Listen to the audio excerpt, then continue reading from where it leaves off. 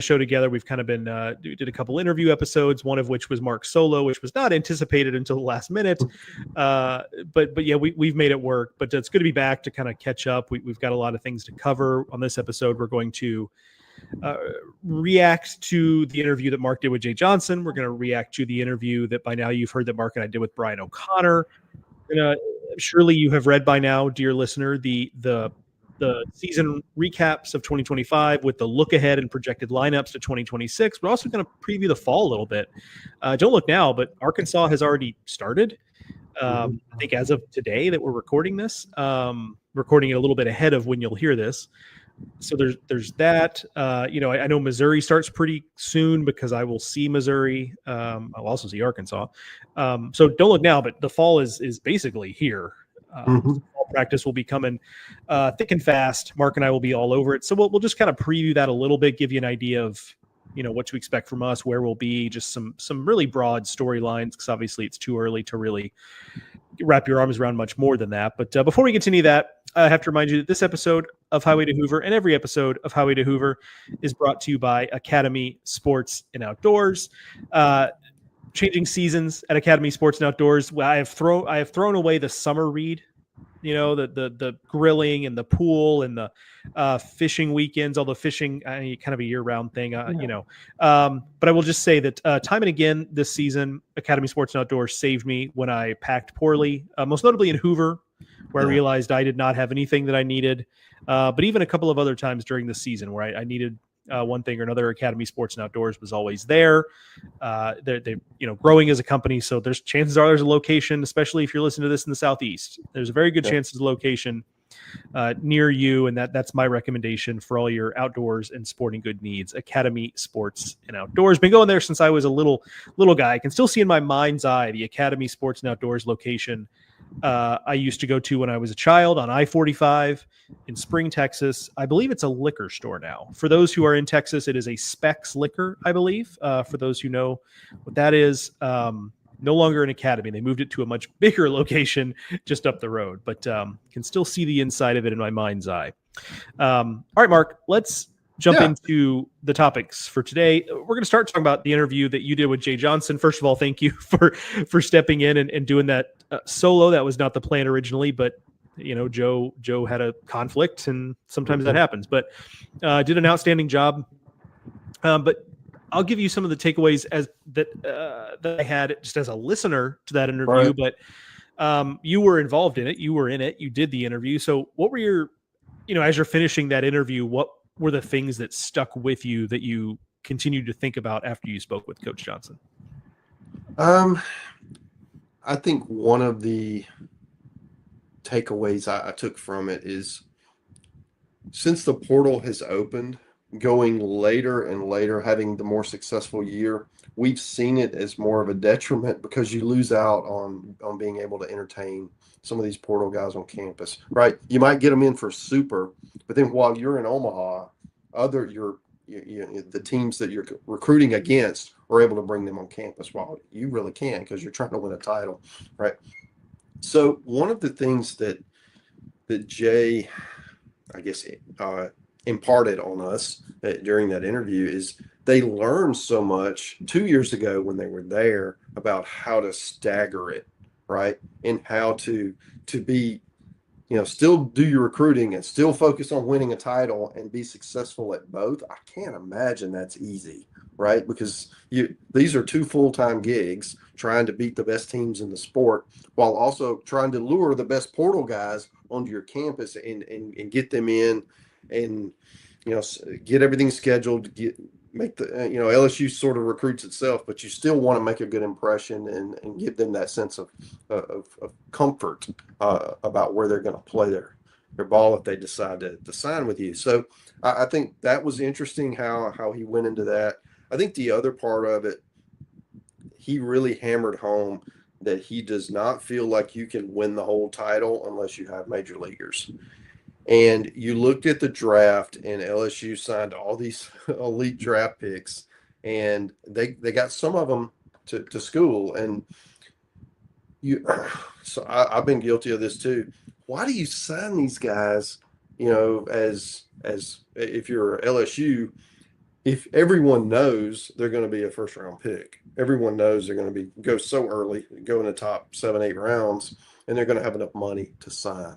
Well, I guess first off is a lot of times when you're recruiting them, you don't know how this is going to end. Guys get hurt, guys underperform, guys, other guys blow up and push your guys down the list. I do feel like there's some uncertainty because of how far in advance, sometimes you get these commitments. And I also was really interested to see how LSU has benefited from injuries, right? He talked about Cade Anderson, who they would not have got to school had he not had Tommy John as a high schooler. And then Marcos Paz, who's kind of following a similar path. He's next year's, at least one of the top freshmen that we expect that's going to break through. Well, he had Tommy John last year too, which hurt his draft stock. And had he not had Tommy John surgery, he would have signed. He would have been an elite draft choice. So that was interesting to me, just hearing about all that, understanding, all the nuances and how close some of the margins are to get guys to school versus them signing. But you have, in his opinion, you have to get those elite guys because that's what it takes if you're going to compete year in, year out for a national title. Yeah, I think that's exactly right. I think we've known that in football for a long time. Just that, if those who follow football recruiting, and I don't like I used to, but not since the days of the recruiting hotlines, Mark, have I followed. Yeah. It's actually hadn't been that long, but there's this idea of the blue chip ratio. Right. In football, where you have to have X number of guys who are basically blue chip recruits to be able to have a realistic shot of winning the national title. And I think there may have been a time in college baseball where you didn't have to have that. I think if we really comb back through the national champions, like maybe it was just that because all of the best players were going off to pro ball and college was just kind of the talent was more evenly spread out. Maybe that was why. But to Jay's point, we are in an era where you got to have dudes. You just and I know somebody, but those in the SEC might look at Coastal and say, well, Coastal, yeah, but y'all saw those pitchers. Like those guys are big leaguers too, and Caden Bodine's a big leaguer. So like they had that too. I will say, I thought I really appreciated Jay talking about development the way he did in pitching development for a couple of reasons. One is because I think we get so enamored of player acquisition that I think sometimes we can assume incorrectly at the high levels of college baseball, that the level that LSU and Tennessee and teams like that operate, that, well, you bring in dudes and then they're just dudes and then that's all there is to it. And LSU could not do an ounce of development and bring in the guys they do and still have a chance to win a national title because of the talent level. But they wouldn't have won national titles without that development. Because I think about on the 23 team, I think about Ty Floyd and how there were some dicey moments with him during the season. Like, is he trustworthy? Is he not? Well, in Omaha, like obviously he had a big moment on that same team. Like Thatcher Hurd was the same thing where it was like, can we trust this guy? You move up a year and Gage Jump was kind of that way. You look at the team this year and Chase Shores is kind of that way. And there's examples I'm forgetting, but we've talked about it a little bit, but I think the other thing that we do as a baseball watching community is I think we tend to think of, and I'm guilty of this, development as the jump you make in the off season between year 1 and year 2 and year 3. LSU is so good, especially on the mound, at pitching development in season, because those guys that I just rattled off were all a lot better in June than they were in February and March.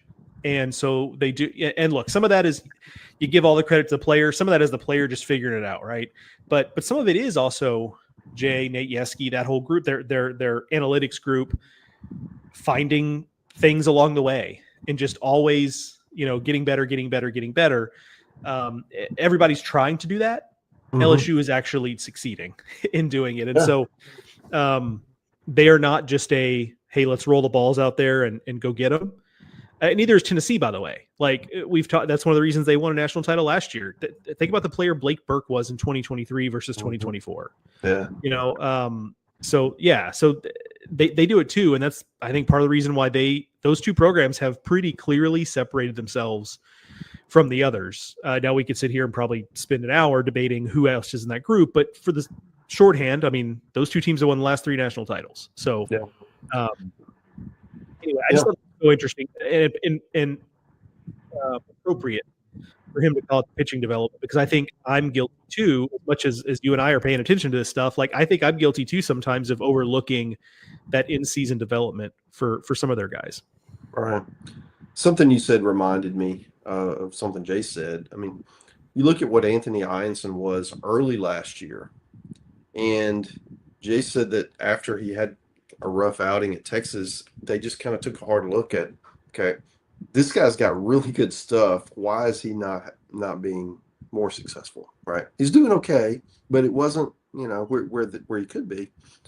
And they looked at his pitch usage, right? How they were calling the games, and he was throwing a slider. And if you remember, his slider was really good.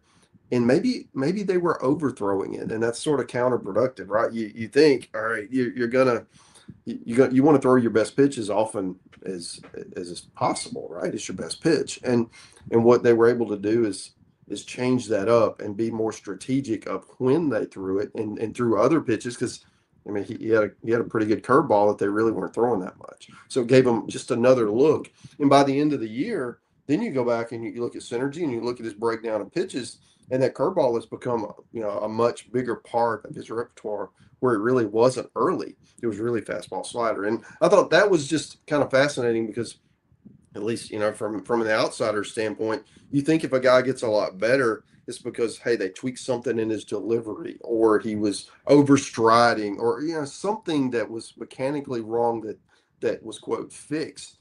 In this case, maybe there was that, but there were also just how they just the strategy of how you attack hitters.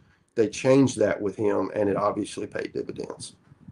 Yeah, such a good call. Like, and that's very in vogue right now. Just pitch usage and understanding all that stuff. And it's a little bit different than just throw your best pitch as often as possible up there and just hope for the best.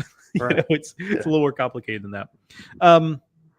Let's move on to talking about Brian O'Connor. Mark, you and I were both on that interview, and I'll start. I think that it hammered home for me talking to him that I think he just has the right demeanor to deal with this job, because and I think you and I say this with love. That is an intense place to be a coach, because the fans care, and there's a lot of them. The level of scrutiny is higher there than anywhere except maybe LSU. And so you kind of have to be able to wear it, because like, even in a good season, you're going to have moments where the fan base is going to be a little bit upset with you over something you did or didn't do, and you lost some games you shouldn't have lost, and yada, yada, yada. And you're going to have to wear that. And I think he's just got the perfect – he's the same guy after wins and losses. That guy.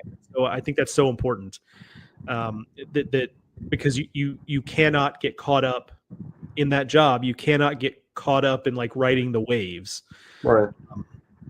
Because you can't sound the alarm the first time the fan base gets a little bit antsy with you, because that's just going to happen. You can set your watch to it, right? I just don't think he's going to be that guy. I think he's going to be like a steady ship, and I think that's what they need, especially in this first year with the roster they have. Like, you're not going to have to overmanage that roster very much, I don't think, because I think it's one of the best rosters in the country. So just super. Now he's an intense guy in the dugout. I've seen it, but just generally though, his demeanor is just cool as a cucumber, and I think that's very important. Yeah. One of the things that struck me is something he said we asked about going through the 10-week gauntlet of SEC play, and certainly coming from the ACC, he's had hard back-to-back series. Certainly, it's a really good league, but you don't really have the 3 and 4 weeks of top 10 teams like he may have this year, depending on how it falls. And at Virginia, they had a week off. Yeah, and they're not alone in that. Yeah. Right. But Virginia always takes a week off for finals. And so like you are able to, and sometimes they play like a or maybe it's just Duke that does this, like play a non-conference game just to kind of stay fresh or whatever, but it's not the same. So, so he won't have that built in now either. And he had mentioned that, even when he was at Virginia, he thought about, what would that be like? And what would that challenge be like to have to go through this, the best of the best week after week after week. So you're getting those mental reps even before you even know that, that one day you're going to coach in this league. I just felt like that was interesting to me is we all want to challenge ourselves against, you have some success and you think, can I have the success at whatever's next, right? Whatever that next challenge might be. And certainly had a lot of success all through his career.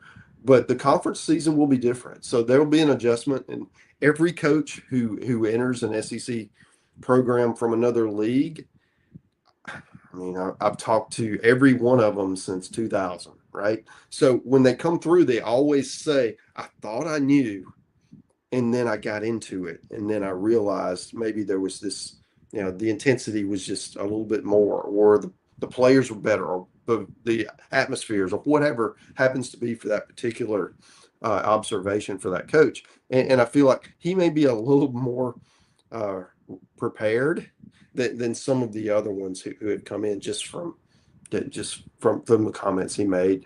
I think the other thing for me, he talked about the importance of having depth. And when you look at Mississippi State's roster, they got some depth, buddy. I don't know how this is going to shake out from a lineup standpoint, because they've got returnees, not just starters, but depth pieces who could play. They've got freshmen who could come in and make impacts. They've got, obviously, hit the portal hard, brought in a bunch of Virginia guys. They've got other players who could come in. They're going to have the potential to run and play, 16, 17 position guys, maybe 14, 15 pitchers. They're going to have enough depth to do that. Now, how far you carry that into the season using that many that's challenging, but it's certainly early and definitely during the fall, there's going to be a ton of competition for playing time. And if you're a Mississippi State fan who's really excited about this change and the upward mobility and frankly just the roster that they've assembled, I mean, that's so exciting, man, because you really don't know who's going to be in that lineup from week to week. And when they go to Pensacola, they're going to play Florida State. What is that going to look like? Because you got so many options to pick from, playing a really good team in a fall game that both teams are going to really want to look good in, because they do have a little history from last year's postseason. I'm sure there'll be some interesting fan interactions in the Wahoo's ballpark in Pensacola. So I do expect that it's going to be a really fun time, to follow that baseball team in Starkville. I also thought it was funny, between the fact that, he's jumping into this job, understanding what the 10-week conference gauntlet is going to be like. He also described dealing with the changing, the shifting sands of college athletics. Right now, he described it as fun. It started to make me think, like, is Brian O'Connor just some sort of glutton for punishment? But it's a great attitude to have, though, because what choice do you have? Right, and like I thought he meant it when he said it. We thought it was fun.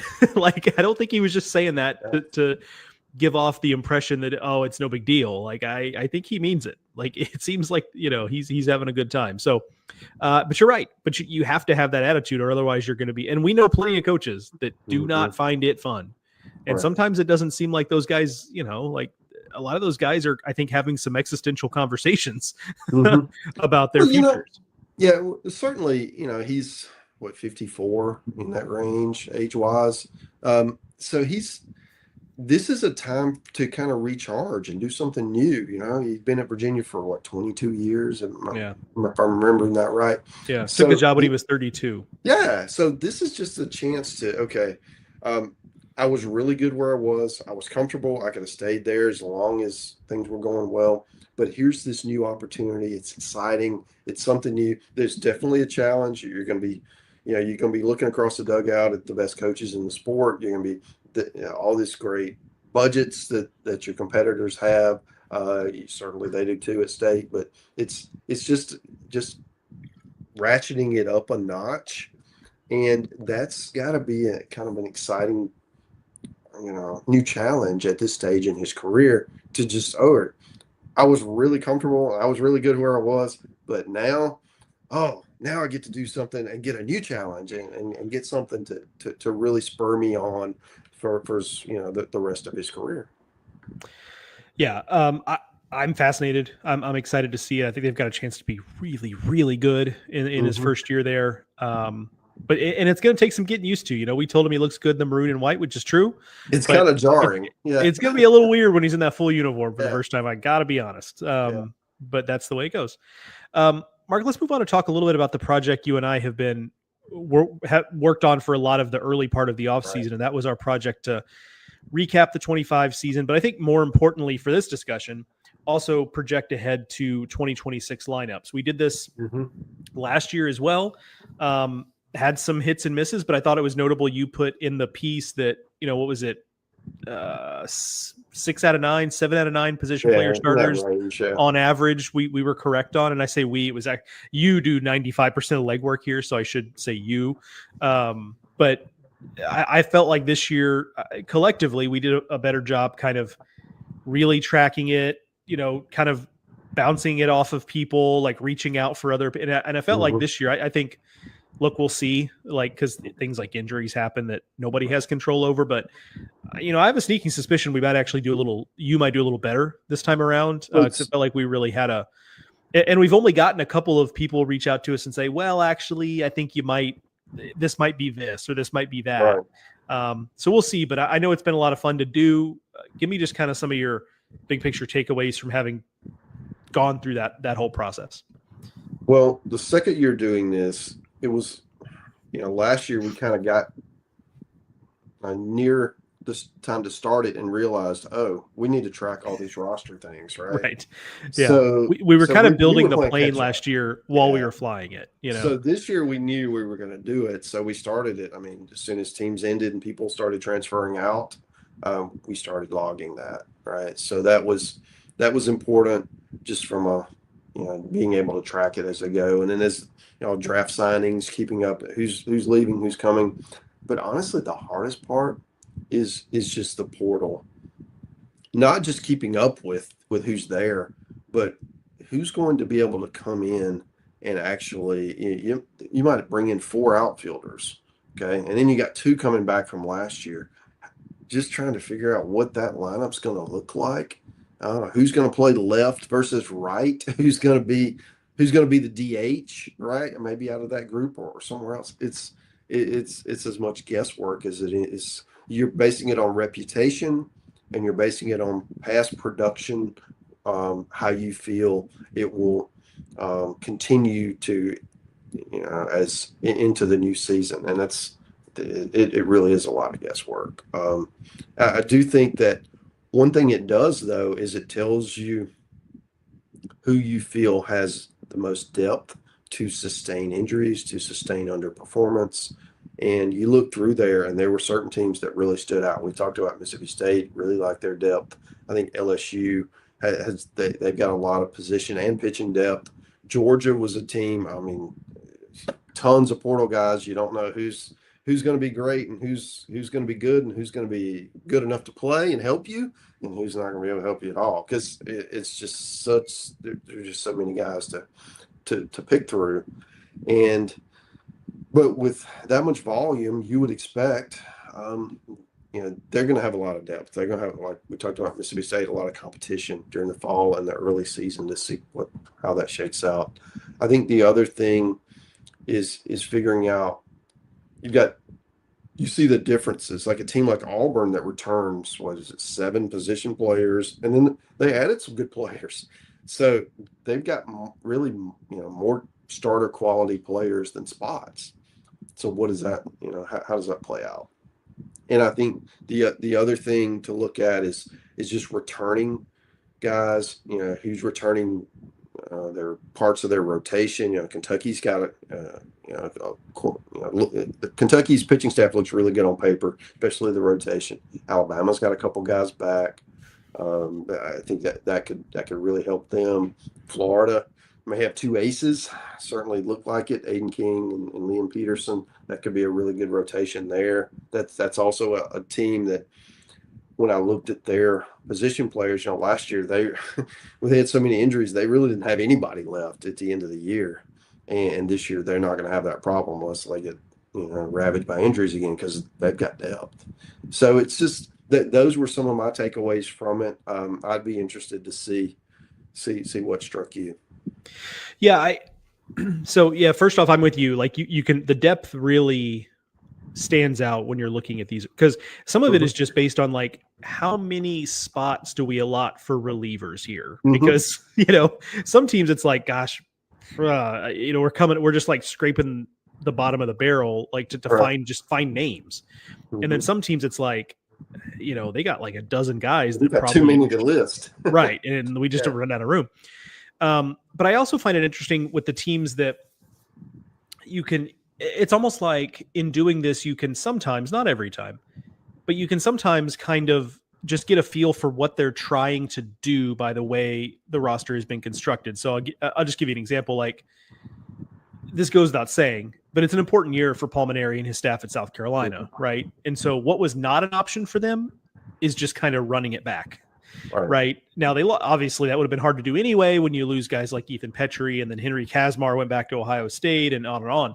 But, they brought back some of those talented freshmen, KJ Scobie, Bo Hollins, et cetera. And then they just brought in a whole bunch of guys who I like on paper. But do I like them more than, as a cumulative group, do I like them more than this team or that team that they're competing with? And that I'm less sure of, right?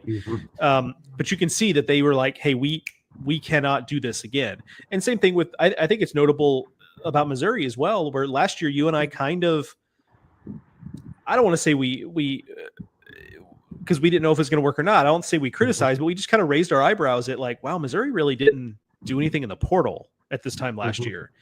And they're just going all in on, hey, we think these guys are going to get better. Now, we saw how that went, and injuries played a role, but also even healthy, they weren't very good. And this year they've been a lot more aggressive in the portal. Now, it's not Georgia or South Carolina or even really Kentucky in terms of the numbers, but they've been a lot more. And I've seen some of these guys this summer, and I really do like the guys they have there. But again, it's the same thing as South Carolina. How much better are we talking? And then what happens when you stack up the teams? But so I always find it fascinating when we can kind of see what they kind of think they're in. And Auburn's a great example too, where it's like they brought in some talented players, but it feels like, I don't want to say window dressing, because I don't mean that to be negative towards the players they brought in, but like they clearly were like, okay, we have some very specific roles we want to try to fill through the portal, but for the most part, we're good. We're like, we're loaded up like we need to be loaded up. So it is always interesting to look at the rosters and try to philosophize a little bit about what are they trying to accomplish with the way they've got this roster lined up. And by the way, just a shout out too, because I agree. I also, one of the teams that stuck out to me as I was just flipping through this is Kentucky, because, one of the things they've really been missing the last couple of years, as good as they've been the last 3 years, is, they really, since Zach Thompson, they really haven't had a guy at the front of the rotation who can well and truly control SEC games. Jackson Jelkin, if he's healthy, is that guy. Now, that doesn't mean it's going to happen. He's working back from an injury, yada, yada. Like, a lot of things can happen. But if he's good, he's got a chance to be right up there with choose your high-end Friday guy in the league. And so the idea that you could have him and then Ben Cleavers coming in on Saturday or maybe even Sunday, and all of a sudden you're looking around and saying like, okay, that's really good. And it's easy to forget, like, they really liked Chase Alderman as their closer last year. And then he went down with injury right before the season. They were pretty high last fall on Oliver Boone from Cal. And then he went down in the fall. Now he's back, right? So, like, there's kind of these forgotten pieces that are also going to be involved here. And so it's, you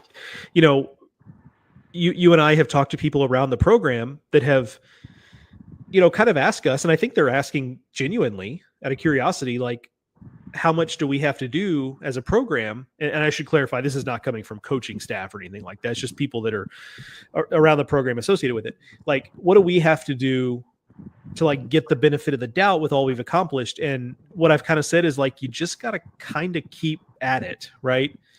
But they're kind of there now where, we're going to look at them in top 25. And I think if I was doing it today, I would advocate for them to be in the top 25 and pretty well up in the top 25. We'll see how it shakes out, but they are now to the point where when you look at this roster, it's like, I like this roster better than last year's. I don't know if it's the Omaha team good, but that's obviously a high bar. But they've now shown that level of consistency. And so looking at these roster projections can kind of clarify where you stand on teams and what teams are coming in from a position of relative strength. Yeah. Kentucky's interesting for me too. Love their potential on the mound. You went through it. I mean, you mentioned Jelkin and Cleaver. I mean, Nate Harris was a Friday starter late in the year. Jack Bennett was Western Kentucky's Friday guy last year. I mean, that gives you 4 guys that you should feel pretty good about on the weekend. Western Kentucky won 46 games last year with that guy playing a big role. And they have others. I think the question for me for them is going to be what the offense looks like, right? I mean, you have Tyler Bell, who's going to be one of the best players in the conference. And after that, what does it look like? But then if I'm on the Kentucky side, I'm going, but this kind of like what we do. We have a philosophy. We have the way that we manufacture runs and the way that we run our offense. And it has proven to be successful year after year. And we just plug guys in that fit our scheme. And I feel like they're going to be able to do that again. It's just a question of, 2 years ago, they had some boppers in there too, right? And when the manufacturing runs, you can't steal first. So when that doesn't happen, you still have guys that can hit the ball out of the park and be that equalizer. And I do feel like that's what I want to see from them, for them to make that next jump. And not to say they can't, but that's really my question for Kentucky, keeping them from being, where LSU or Tennessee or Florida or some of these teams that are going to be highly ranked are. I think the other team we really didn't talk about much is Tennessee. I feel like with the portal class that they brought in, last year's portal, they didn't bring in that many guys, but the ones they did, they hit on, man. And they were, difference makers. And I feel like this year there's more volume there. So the question is, with they've got some good returnees back, how does that work? Because that's a team with a lot of depth. A lot of position versatility. I'm not sure what that's going to look like. And then the other one I would point out was Texas. They may have the best roster in the country. I mean, it's on the mound. I mean, it's scary. Returning so many of those pitchers from last year, and then they've elevated with guys from the portal, with freshmen. And Max Winger coaching them up, man. This is going to be a scary pitching staff, and their offense should be better with who they brought in. Certainly, you've got returning guys that got a lot of run last year who could be older and better, but then some really difference makers from the portal. I feel like they may be preseason number 1. They're certainly going to be in that discussion. So those are the teams for me that just looking at pure roster, reputation, past production, those kinds of things really stand out above some of the other clubs. Let's use that. I think it's a good segue because, we'll get into a little bit of this as we talk about fall plans. We haven't necessarily, I think my fall plans are a little more locked down than yours are. So you don't know, Mark has real responsibilities like being a dad and let's just say keeping the government running as as his main job. We'll leave it like that, and we can leave it mysterious as to what Mark actually does. I'm going to say he keeps the government running, but so mine are a little more locked down than Mark is, but I think you've kind of got at least a rough idea of what you might want to do.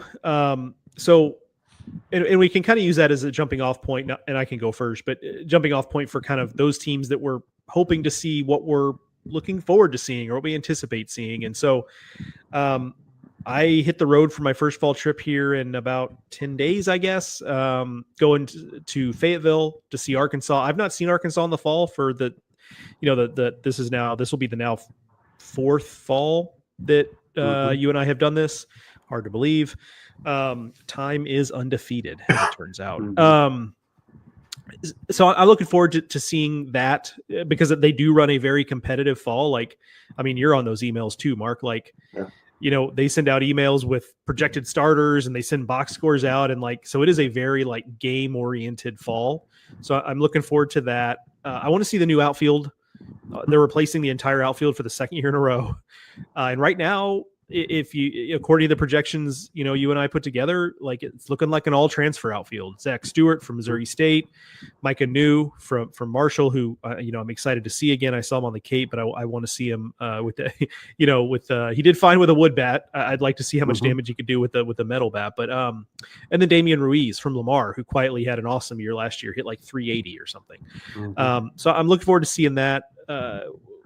And then of course on the mound, it's just a parade of hard throwing guys. One thing we should note, actually, I saw this, David Seifert, our buddy, shared this in one of our internal chats, that Gabe Gackle is not going to throw this fall. It's kind of been Hagen Smith famously did this before. So and obviously he turned out to be great. So I don't think anybody needs to do any worrying about why they're doing this. I really do think it is just a workload type of thing. It's not health related. Yeah. Just kind of.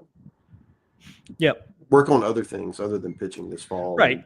Get a little stronger, probably, and it probably also, and I don't know this, but I think if we were to talk to Matt Hobbs and the pitching staff there, like, I think there's also something to, if he's not throwing in the fall, you can probably get away with ramping him up a little earlier in the spring. So that's probably part of it too, I would imagine. But, so that's that. A few days later, I'll see Missouri.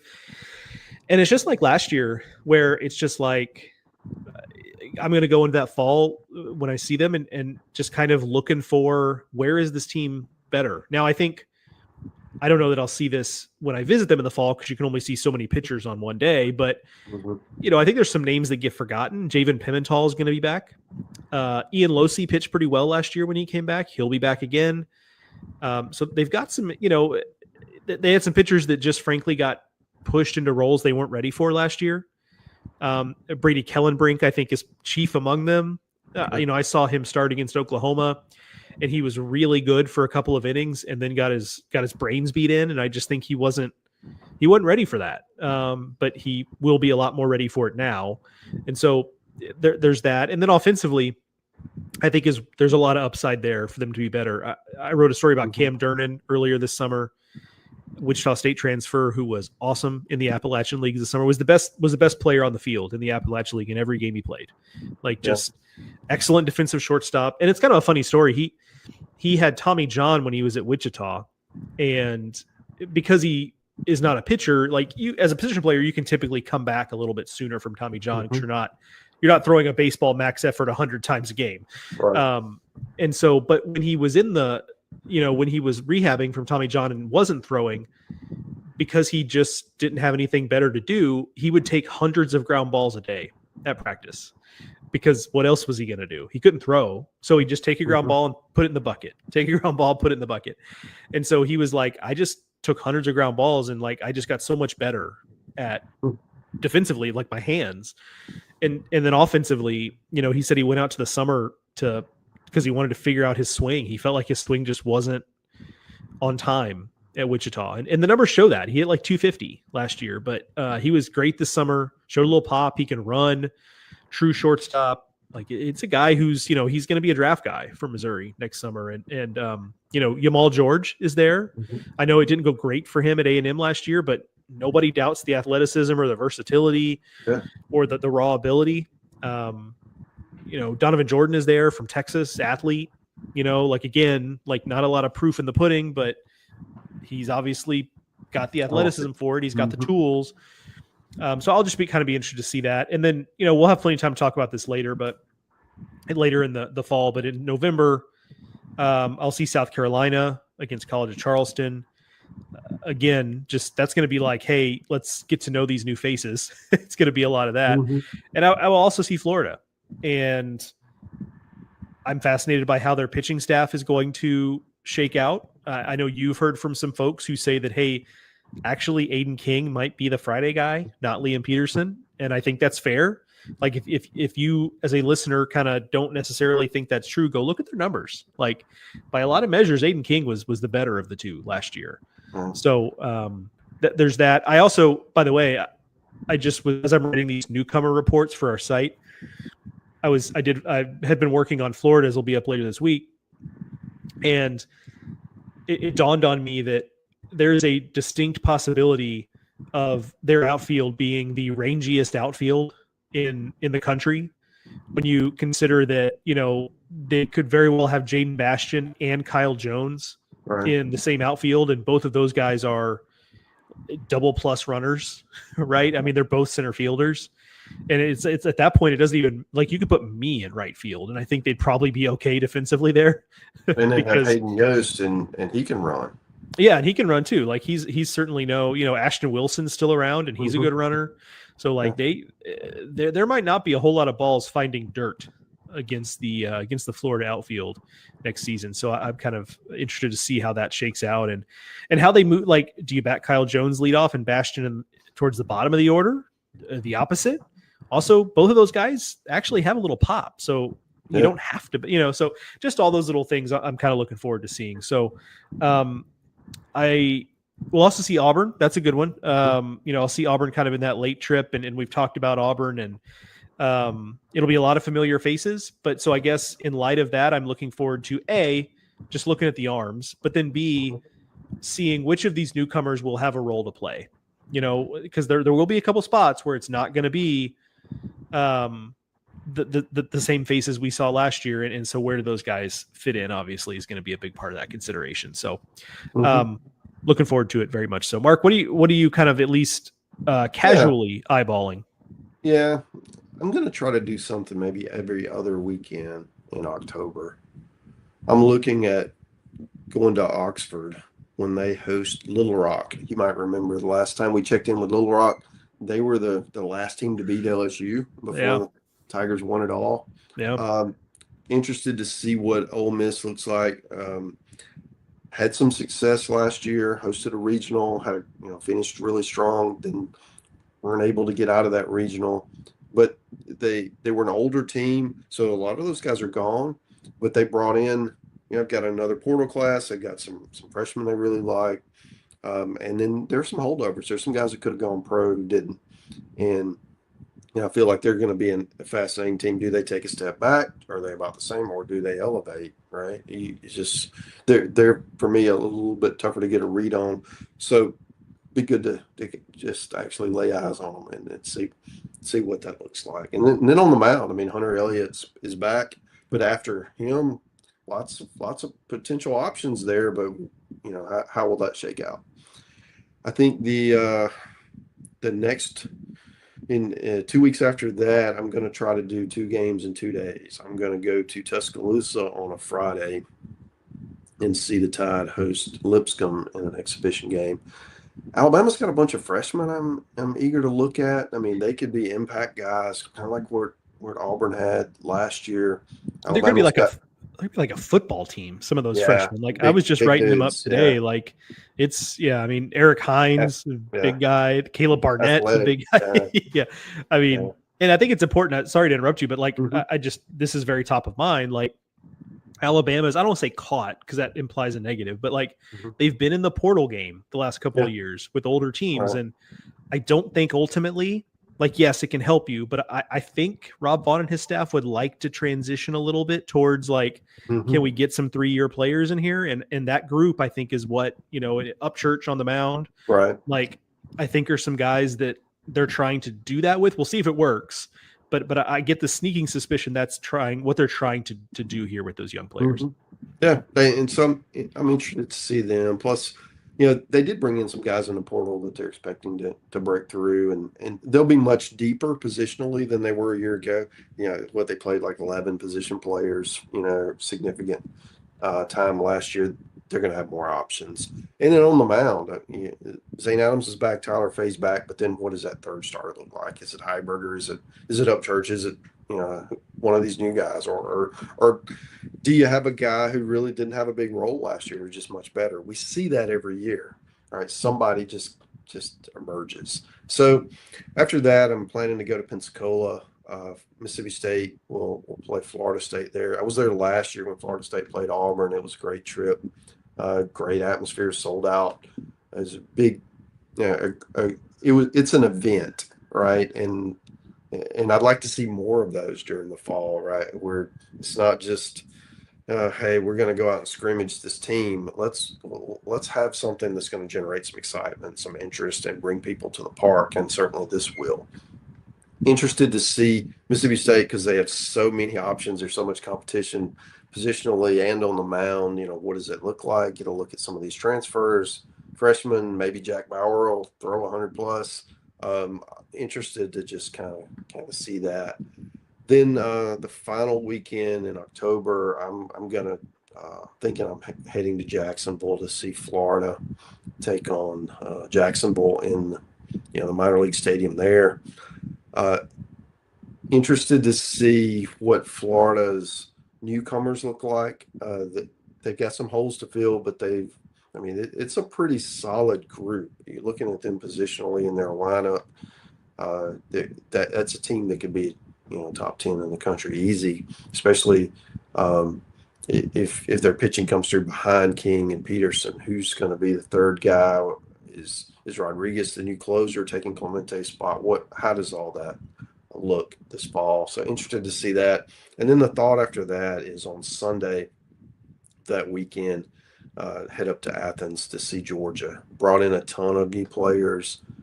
It will be a different team again, but they do have, Trey Phelps is back, Branch is back. They've got a few familiar faces to help acclimate all the newcomers. But yeah, that's an interesting team to me that I really, it's hard to get a feel when you have that many new players. So would like to get a look at them, and then I'll close it out. The second weekend in November, LSU's going to southeastern Louisiana in Hammond, and they were a team that just missed making a regional a year ago. They were one of the first four out, so good competition for LSU on the road.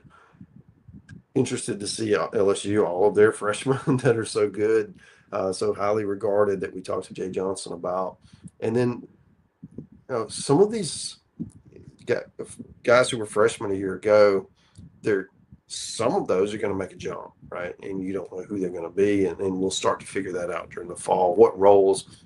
Again, a team with a lot of positional flexibility, a team with a lot of candidates to be in the rotation, but no idea how that will materialize. So that's another fun one that I can't wait to get to. Shout out to Hammond, Louisiana, just on the northwest side of Lake Pontchartrain, my favorite lake. Have you done that? Have you done the bridge across Lake Pontchartrain, Mark? Oh yeah. I assume you have. I just cue you up for that. Mm-hmm. I had one harrowing New Year's Eve. Going to New Orleans for New Year's Eve. It was raining cats and dogs. It was raining sideways as I crossed over the Lake Pontchartrain Bridge. And I could not have gone slow enough to make myself feel comfortable on that. Like, it's a 30-mile bridge. I think it took me an hour and 15 minutes or something. Like, it was not great, but I was heading towards Hammond is the reason I remember that, have that association. So, or heading out of Hammond towards New Orleans, I should say. Anyway, it's gonna be a fun fall. Very much looking forward to getting back to the ballpark. And this is a good opportunity to tell you listeners, if you're new around here listening to us, reading D1 baseball, first off, welcome.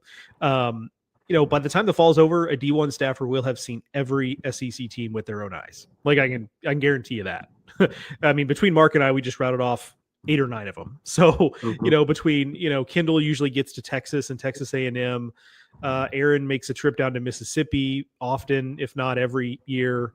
So, they will all get seen. We will write fall reports on all of them. Mark and I also do some just standard old stories, like from various things. So there's that. So I say it all the time, but for my money, this time of year is actually the best time to jump on board. And I'm not just saying this as like a commercial for go subscribe, although you should, but it's more just like, this is when I feel like we reset. Like, fall practice starts. We totally put 2025 in the dustbin of history, if you will.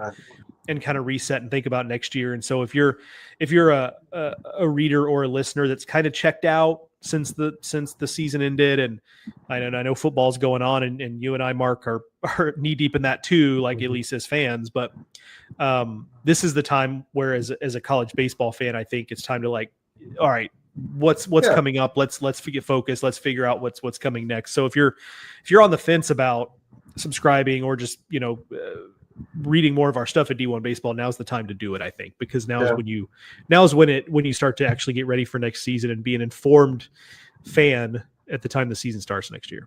Yeah, I would refer to it as foundational knowledge. Yeah, right? That's right. That's right. You're kind of getting acclimated to understand, okay, what's this going to look like? Who are my contenders? Because no one really knows who's going to start at this point. I mean, right. I think Tyler Bell will start. I think Justin LeBron will start. Chris Rembert will probably start. Yeah. But after that list kind of gets a little slimmer. So after that, we've got all these guys with opportunities to make their name for themselves. People that we aren't talking about, we only know their name at this point.